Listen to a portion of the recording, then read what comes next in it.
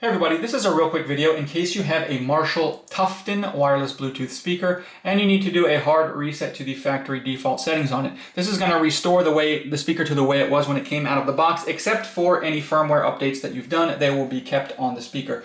Anyways, there's two reasons you might want to do this real quickly. One is troubleshooting in case this speaker is not connecting to Bluetooth, or it's stuck connected to the wrong device, or if it keeps disconnecting, it's not pairing, it's not syncing. A factory reset will fix a lot of those issues. The second reason you might want to do this is for whatever situation where you just want to delete all of the pairing and settings history off of it, so you can go ahead and set it up like it's brand new.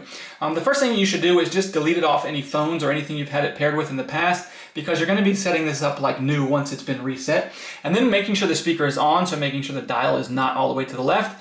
We're just going to come in and we're just going to press and hold the Bluetooth button for about 7 seconds, and basically all these lights will turn off and the speaker will restart. And when it restarts, it'll restart into its factory default settings. We can go over to our phone and basically connect it like a brand new speaker. So if this worked for you, I'd really appreciate it if you could leave me a like on the video. It helps a lot. Thanks a lot.